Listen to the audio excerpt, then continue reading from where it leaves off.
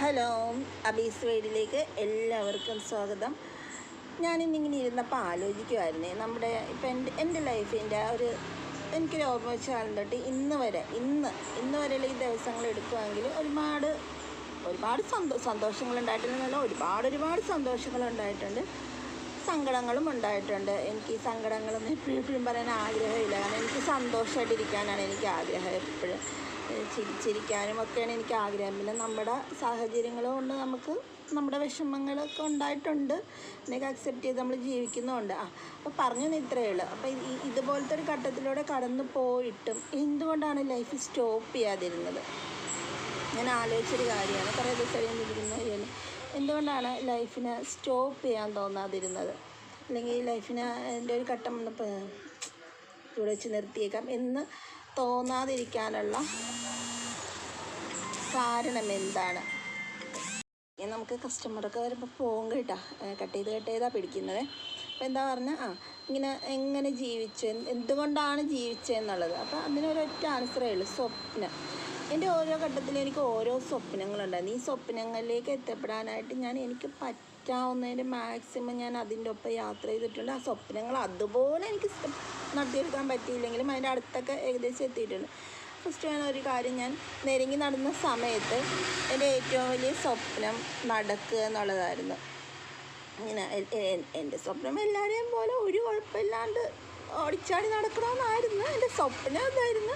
പക്ഷേ നമുക്കറിയാമല്ലോ, അന്ന് ഡോക്ടർമാർ പറഞ്ഞത് കുറച്ചുകൂടെ ചെറിയ പ്രായത്തിൽ സർജറി ചെയ്തിരുന്നെങ്കിൽ പക്ഷേ ഈ സ്റ്റിക്കൊന്നും ഇല്ലാണ്ട് എനിക്ക് നടക്കാൻ പറ്റുമായിരുന്നു എന്നാണ്. പോട്ടെ, സാരമില്ല, സ്റ്റിക്ക് പിടിച്ചിട്ടായാലും രണ്ട് കാലിൽ എണീച്ച് നിൽക്കാൻ പറ്റിയെന്നുള്ളതാണ് എൻ്റെ. അപ്പോൾ ആ ഒരു സ്വപ്നം എനിക്ക് അങ്ങനെ സാധിച്ചെടുത്ത്. അന്ന് ഞാൻ ഓപ്പറേഷൻ ചെയ്ത് കിടക്കുമ്പോൾ എന്നെ നോക്കി എൻ്റെ സിസ്റ്റർ ധൈര്യ. സിസ്റ്റർ എന്നോട് ചോദിച്ചു, ഇവിടുന്ന് എനിക്ക് വരുമ്പോൾ എന്ത് വേണം? അപ്പോൾ സിസ്റ്റർ വിചാരിച്ച് ഞാൻ വേറെ എന്തോ വലിയ കാര്യം പറയുമായിരിക്കും. പക്ഷെ ഞാൻ സിസ്റ്ററിനോട് പറഞ്ഞത് എനിക്ക് ബ്രൗൺ കളറിലെ പട്ടുപാവാടയും ബ്ലൗസ് വേണമെന്നാണ് പറഞ്ഞത്. അപ്പോൾ എൻ്റെ മനസ്സിലിങ്ങനെ പട്ടുപാവാടയും ബ്ലൗസൊക്കെ ഇട്ട് അങ്ങനെ നടക്കണമെന്നുള്ളതായിരുന്നു എൻ്റെ ആഗ്രഹം. അപ്പോൾ ഞാൻ പറഞ്ഞ ആഗ്രഹം അതാ, ഞാൻ എണീച്ച് വരുമ്പോൾ സിസ്റ്റർ എനിക്കൊരു ബ്രൗൺ കളറിലെ പട്ടുപാവാടയും ബ്ലൗസും തയ്പ്പിച്ച് വെക്കണമെന്ന് പറഞ്ഞാൽ അങ്ങനെ സിസ്റ്റർ പറഞ്ഞൊക്കെ കൊടുത്ത് ഇങ്ങനെ കൈയുടെ ഇവിടെ പഫൊക്കെ വെച്ച് അങ്ങനത്തെ പട്ടുപാവാടയും ബ്ലൗസ് എനിക്ക് വേണമെന്നൊക്കെ പറഞ്ഞ് അങ്ങനെ സിസ്റ്റർ എനിക്ക് അത് തയ്പ്പിച്ച് വെച്ച് നടന്നു വന്നു കഴിഞ്ഞപ്പോൾ ഞാനത് ഇടുകയൊക്കെ ചെയ്തു. അപ്പോൾ എനിക്കത് ഭയങ്കര സന്തോഷമായിരുന്നു. അപ്പോൾ കുഞ്ഞതായാലും വലുതായാലും നമുക്ക് സ്വപ്നങ്ങളുണ്ടെങ്കിൽ നമുക്ക് അതിലേക്ക് എത്തപ്പെടാനായിട്ടുള്ള ഒരു മനസ്സും ഹാർഡ് വർക്ക് ചെയ്ത് അതിലേക്ക് എന്ത് സ്വപ്നം ആയിക്കോട്ടെ, അതിപ്പോൾ ഈ പറഞ്ഞ മാതിരി ഡ്രസ്സ് വാങ്ങിക്കുന്ന കാര്യമായാലും അല്ലെങ്കിൽ ഒരു ജോലി കിട്ടുന്ന കാര്യം, നല്ലൊരു ലൈഫ് കൊണ്ടുപോകുന്ന കാര്യമായാലും, അങ്ങനെ എന്ത് കാര്യമായാലും നമുക്കൊരു സ്വപ്നം ഉണ്ടെങ്കിൽ അതിലേക്ക് നമുക്ക് എത്തപ്പെടാനുള്ള ഒരു മനസ്സും അതിനു വേണ്ടി ശ്രമിക്കാനുള്ള ഒരു മനസ്സും ഉണ്ടെങ്കിൽ നമ്മുടെ ലൈഫിൽ എന്ത് വിഷമം, എന്ത് പ്രതിസന്ധി ഉണ്ടെങ്കിലും നമുക്കതിനെയൊക്കെ ഓവർകം ചെയ്ത് അത് നേടിയെടുക്കാൻ വേണ്ടി ഉള്ളൊരു യാത്ര ചെയ്യാനായിട്ട് നമുക്ക് സാധിക്കും, ഹാപ്പി ആയിട്ട്. കാരണം നമ്മുടെ മനസ്സിൽ എന്താ സന്തോഷിക്കും, നമുക്ക് ഇന്ന കാര്യം സ്വീകരിക്കണം, ആ സാധനം എനിക്ക് കിട്ടിയാൽ എനിക്ക് ഹാപ്പി ആവും, അല്ലേ? എൻ്റെ സ്വപ്നം എന്ന് പറയുന്നത് എന്താ, നമുക്ക് സന്തോഷം, ആ സാധനം നമുക്ക് കിട്ടുമ്പോൾ നമുക്ക് സന്തോഷം വരും. അതാണ് നമ്മളുടെ സ്വപ്നങ്ങൾ നേടിയെടുക്കുമ്പോഴുള്ള നമ്മുടെ ഏറ്റവും വലിയ കാര്യം. പിന്നെ ഞാനിപ്പോൾ ഇങ്ങനെ ജീവിതത്തിൽ വിജയേട്ടൻ എന്ന് പറയുന്നത് എൻ്റെ ഏറ്റവും വലിയ ഹാപ്പിനെസ്സായിരുന്നു. അപ്പോൾ ആ ഒരു മനുഷ്യൻ എൻ്റെ അടുത്തുനിന്ന് പോയെന്ന് പറയത്തില്ല. കാരണം എനിക്കിപ്പോഴും അത് പറഞ്ഞാൽ വിശ്വസിക്കുമെന്ന് അറിയത്തില്ല. കാരണം എനിക്കിപ്പോഴും ആ ഫീല് കിട്ടാറുണ്ട്. വിജയേട്ടൻ എന്ന വ്യക്തിയുടെ സാമീപ്യം എനിക്കറിയാൻ പറ്റിയിട്ടുണ്ട് പല സമയങ്ങളിൽ, ചിലപ്പോൾ ഞാൻ വിഷമിച്ചിരിക്കുന്ന സമയങ്ങളിൽ. അപ്പോൾ അതുകൊണ്ട് ഞാൻ പോയെന്ന് പറയത്തില്ല. എങ്കിലും മരണം എന്ന് പറയുന്നത് നമ്മൾ അംഗീകരിക്കേണ്ട ഒരു കാര്യമാണല്ലോ. അപ്പോൾ അത് അംഗീകരിച്ചുകൊണ്ട് ഞാൻ പറയുന്ന ആ ഒരു വ്യക്തി നമ്മളുടെ അടുത്തുനിന്ന് നമുക്ക് കാഴ്ചയിൽ നമ്മളൊരു മനുഷ്യനെ കാണുന്ന പോലെ കാഴ്ചയിൽ കാണാൻ പറ്റത്തില്ല, അതൊരു സത്യമാണല്ലോ. അപ്പോൾ അങ്ങനെ പോയപ്പോൾ ഞാൻ വിചാരിച്ചു എല്ലാം തീർന്നു എന്ന് വിചാരിച്ചെടുത്ത് ഇപ്പം എനിക്ക് ഇങ്ങനെ ഇരിക്കാൻ പറ്റുന്നുണ്ടെങ്കിൽ, ഇവിടെ ഇങ്ങനെ ഇരിക്കാൻ പറ്റുന്നുണ്ടെങ്കിൽ, എനിക്ക് എൻ്റെ കാര്യങ്ങളെല്ലാം ഒരു പരിധിവരെ ചെയ്യാൻ സാധിക്കുന്നുണ്ടെങ്കിൽ അത് എൻ്റെ സ്വപ്നമാണ്, അതിനും എന്നെ സഹായിക്കുന്നത്. ഇപ്പം എൻ്റെ ഏറ്റവും വലിയ സ്വപ്നം എന്താണെന്ന് ചോദിച്ചിട്ടുണ്ടെങ്കിൽ, ഇപ്പം എൻ്റെ ഏറ്റവും വലിയ സ്വപ്നം എൻ്റെ മകനാണ്. അപ്പോൾ ആ മകൻ എന്ന സ്വപ്നം എൻ്റെ മുന്നിലുള്ളത് കൊണ്ടാണ് എനിക്ക് എൻ്റെ ലൈഫിൽ വന്ന ഈ പ്രതിസന്ധിനെല്ലാം എനിക്ക് അതിജീവിക്കാൻ പറ്റുന്നത്. ഇപ്പോഴും വരുന്നതും ഇനി വരാൻ പോകുന്നതും നമുക്ക് പ്രശ്നങ്ങൾ തീർന്നിട്ട് ഒരിക്കലും ജീവിക്കാൻ പറ്റുമെന്ന് എനിക്ക് തോന്നുന്നില്ല. പ്രശ്നങ്ങളിങ്ങനെ വൺ ബൈ വൺ ആയിട്ട് വന്നുകൊണ്ടേയിരിക്കും. അപ്പോൾ അതിനെല്ലാം ഓവർകം ചെയ്യാൻ സാധിക്കുന്നത് എൻ്റെ മകൻ എന്ന സ്വപ്നം എനിക്കുള്ളത് കൊണ്ടാണ് എനിക്കതിന് ഇങ്ങനെ അതിജീവിക്കാൻ പറ്റുന്നത്. അപ്പോൾ എനിക്ക് ഈ വീഡിയോ കാണുന്നവരോടും പറയാനുള്ളത്, നിങ്ങളെല്ലാവരും സ്വപ്നം കാണണം.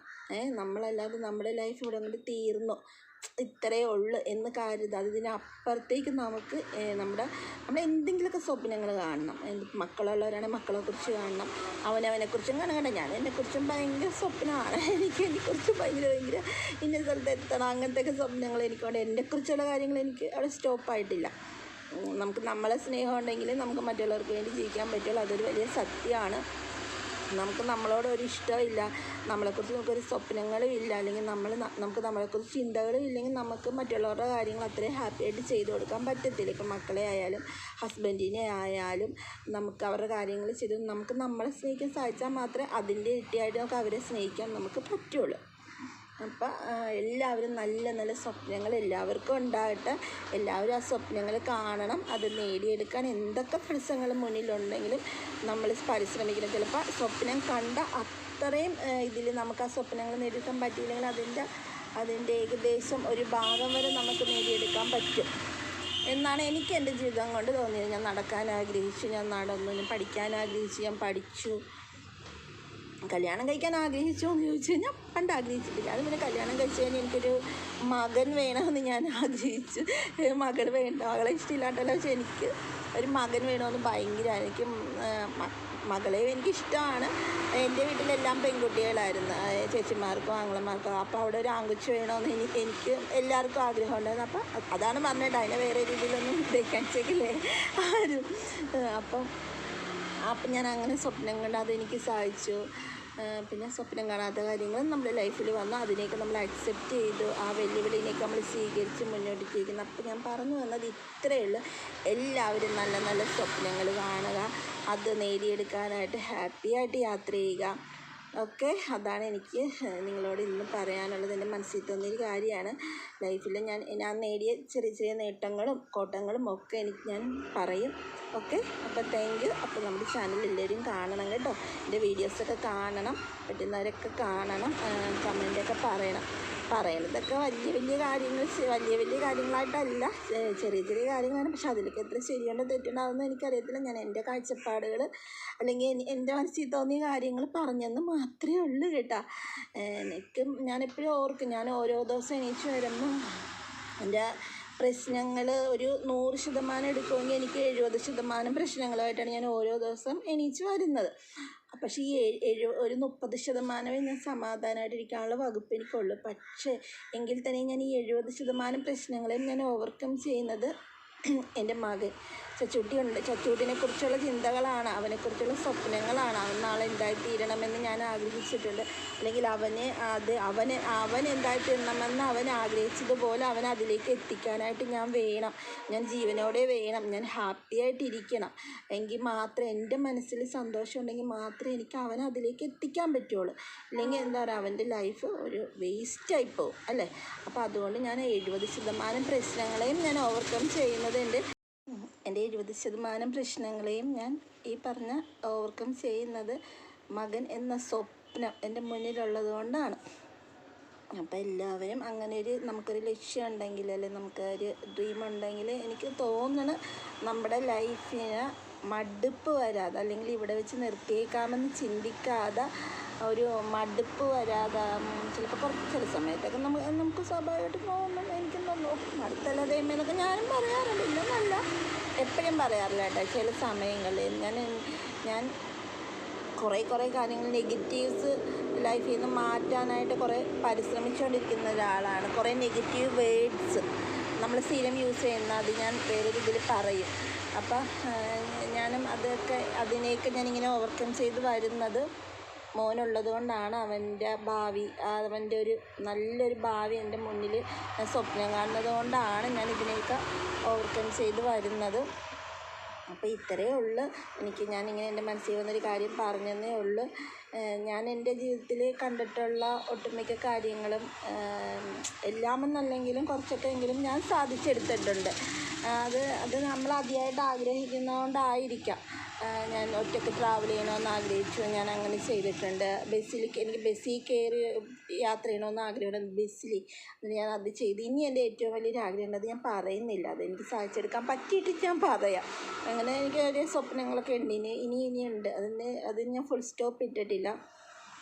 അപ്പം അങ്ങനെ കുറേ കാര്യങ്ങൾ എനിക്ക് അത് വളരെ കേൾക്കുമ്പോൾ ഭയങ്കര ഫണ്ണായിട്ടൊക്കെ തോന്നും.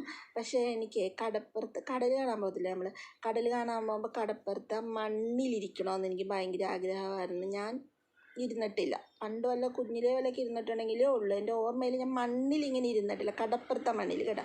നമ്മുടെ പൊള്ളത്തേലൊക്കെ നിറയെ മണ്ണൊക്കെയാണ്, അതിനകത്തോടെയാണ് ഈ നെരുങ്ങി പിടിച്ചൊക്കെ ഓടി നടന്നത്. അതല്ല, കടപ്പുറത്തെ മണ്ണിലിരിക്കണം എന്ന്. കടൽ കാണണമെന്നും അല്ല, കടപ്പുറത്ത് പോയിട്ട് ആ മണ്ണിലിരിക്കണമെന്ന് എനിക്ക് ഭയങ്കര ആഗ്രഹമായിരുന്നു. അങ്ങനെ ഞങ്ങൾ ഒരു പ്രാവശ്യം കാലിക്കറ്റ് പോയപ്പോഴത്തേക്കും എൻ്റെ സ്റ്റാഫ്, അവളുടെ ഹസ്ബൻഡും എൻ്റെ ഒരു ഫ്രണ്ടാണ് വണ്ടി ഓടിച്ചിരുന്നത്. അപ്പം ഞങ്ങളെല്ലാവരും കൂടെ ഇങ്ങനെ പോയി.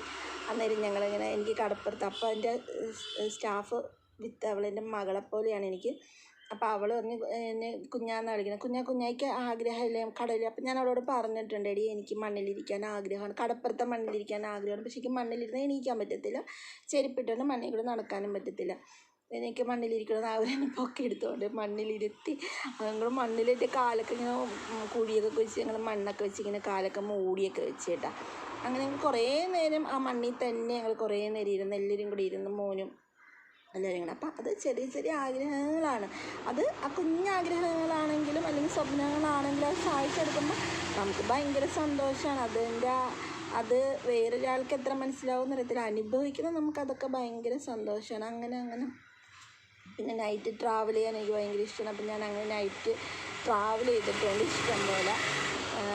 വെറുതെ തേരാപ്പര റോട്ടിൽ കൂടെ നടന്നാലും മതി, പോലെ തട്ടുകടയിൽ പോയിട്ട് ചായ കുടിക്കുക, അതൊക്കെയായിരുന്നു. അപ്പം അങ്ങനെ കുഞ്ഞു കുഞ്ഞു ആഗ്രഹങ്ങളും സ്വപ്നങ്ങളൊക്കെ ഉണ്ട്. അപ്പം അതൊക്കെ ചെറുതായാലും വലുതായാലും അത് സാധിച്ചെടുക്കുമ്പോൾ നമുക്ക് കിട്ടുന്ന ഒരു പോസിറ്റീവ് വൈബുണ്ട്, ഒരു സന്തോഷമുണ്ട്.